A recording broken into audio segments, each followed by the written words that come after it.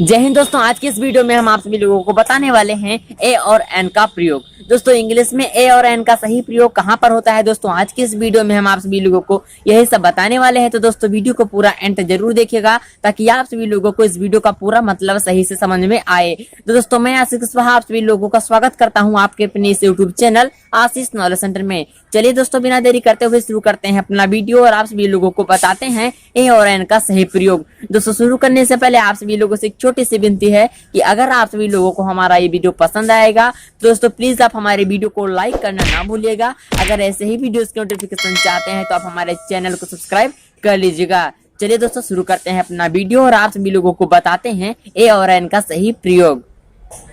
तो दोस्तों मैं आप सभी लोगों को सबसे पहले बताने जा रहा हूं कि ए और एन का प्रयोग कहां पर होता है। यानी कि जो ए का प्रयोग है दोस्तों वो किसी भी वर्ड को बोलते समय अगर आगे व्यंजन की ध्वनि उत्पन्न होती है दोस्तों साउंड पर निर्भर करता है ए और एन का प्रयोग। दोस्तों अगर जो साउंड जो यानी कि ध्वनि जो उत्पन्न होती है अगर वो व्यंजन की निकली किसी भी वर्ड को बोलते समय अगर आगे की जो ध्वनि है वहां पर अगर व्यंजन की ध्वनि उत्पन्न होती है तो वहां पर हम सभी लोग ए का प्रयोग करते हैं।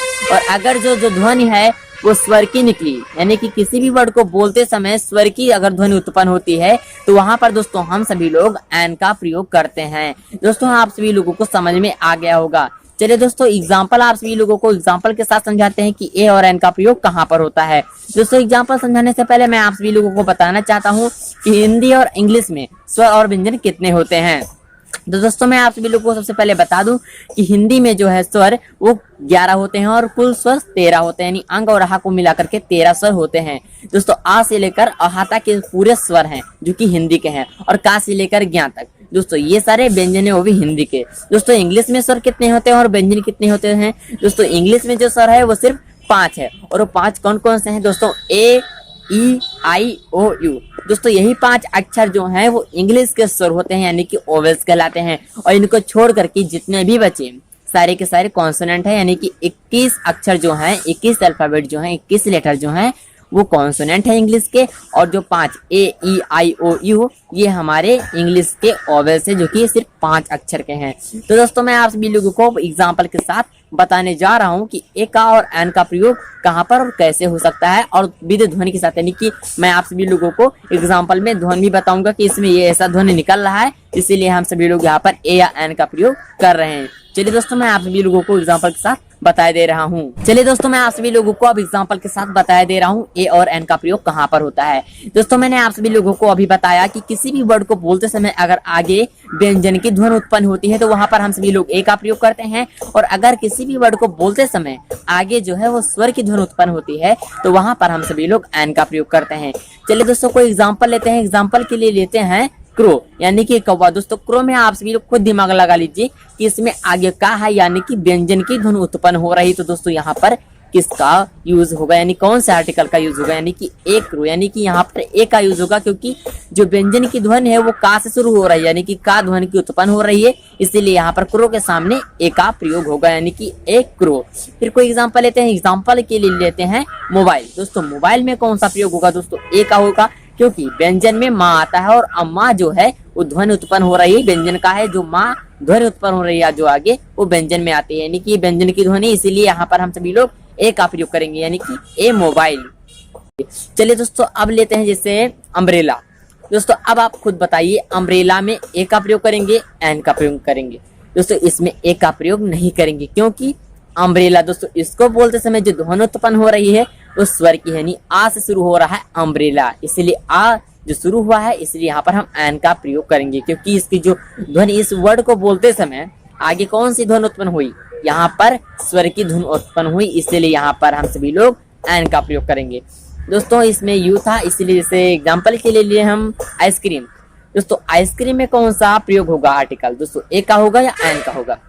दोस्तों इसको जो आगे शुरू हो रहा है आइसक्रीम दोस्तों आ से शुरू हो रहा है इसकी जो उत्पन्न हो रही है यानी कि इसमें जो ध्वनि उत्पन्न हो रही है वो स्वर की है यानी कि आइसक्रीम। यहाँ पर हम सभी लोग किसका प्रयोग करेंगे एन का प्रयोग करेंगे क्योंकि यहाँ पर जो स्वर उत्पन्न हो रहा है जो ध्वनि उत्पन्न हो रही है यहाँ पर वो स्वर की है दोस्तों आइसक्रीम आ से शुरू हो रहा है।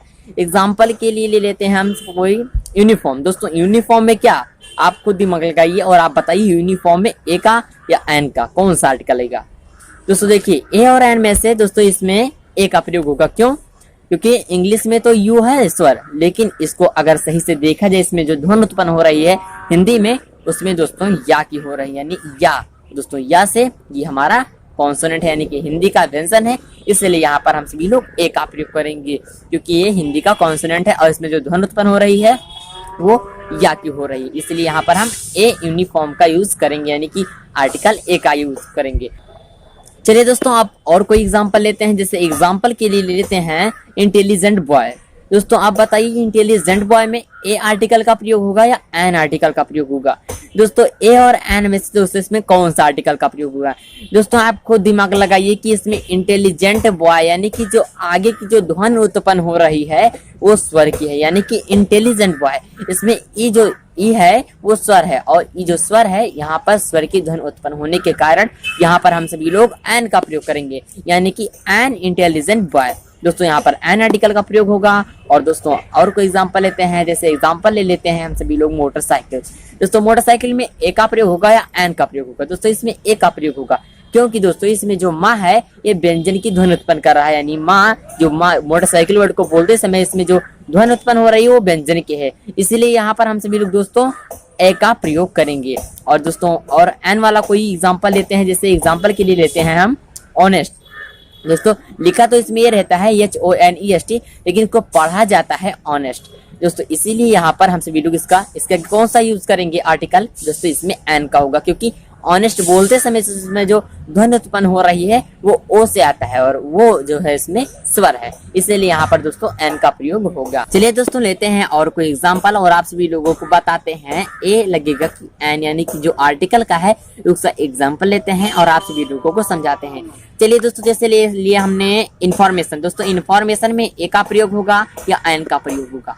दोस्तों इसमें एन का प्रयोग होगा, क्योंकि इसको बोलते समय यानी कि इस वर्ड को बोलते समय जो आगे की ध्वनि उत्पन्न हो रही है वो स्वर की है, यानी कि इंफॉर्मेशन। दोस्तों इन है जो ई है, यहाँ पर हम सभी लोग स्वर की ध्वनि उत्पन्न हो रही है, हम सभी लोगों को सही से पता है कि इंफॉर्मेशन बोलते समय आगे की जो स्वर है यानी कि आगे की जो ध्वनि है उस स्वर की है, और यहाँ पर स्वर की ध्वनि उत्पन्न हो रही है, इसीलिए यहाँ पर हम सभी लोग एन का प्रयोग करेंगे।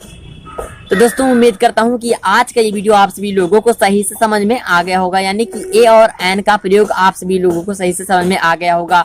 दोस्तों कहीं पर भी किसी भी एग्जाम में पूछ लिया जाए तो आप सभी लोगों को कोई भी परेशानी नहीं होगी कि ए और एन का प्रयोग कहाँ पर लगाया जाता है। दोस्तों कोई भी पूछ ले कि ए और एन का प्रयोग कहाँ, यानी ए और एन का प्रयोग कहाँ पर होता है, या कोई उधर से कोई क्वेश्चन पूछे कि इसमें या बॉय में कौन सा प्रयोग लगेगा, ए का या एन का कौन से आर्टिकल का प्रयोग होगा, तो आप सभी उसको आसानी से बता सकते हैं कि यहाँ पर ए का प्रयोग होगा, क्योंकि दोस्तों इसमें जो आगे इस शब्द को बोलते समय जो आगे की ध्वनि उत्पन्न हो रही है वो है व्यंजन की। तो दोस्तों अगर आप सभी लोगों को हमारा वीडियो पसंद आया हो तो आप हमारे वीडियो को लाइक करना ना भूलेगा। अगर ऐसे ही वीडियोस की नोटिफिकेशन चाहते हैं तो आप हमारे चैनल में विजिट कर सकते हैं। दोस्तों विजिट करने के लिए आप सभी लोगों को कुछ नहीं करना है, बस आप सभी लोगों को लाल रंग का दिखाई दे रहा सब्सक्राइब बटन पर क्लिक करना है और बगल में नोटिफिकेशन पर यानी कि ऑल बेल आइकन पे क्लिक करके ऑल नोटिफिकेशन पे दबा देना है। तो दोस्तों मिलते हैं अगले वीडियो में, तब तक के लिए जय हिंद जय भारत।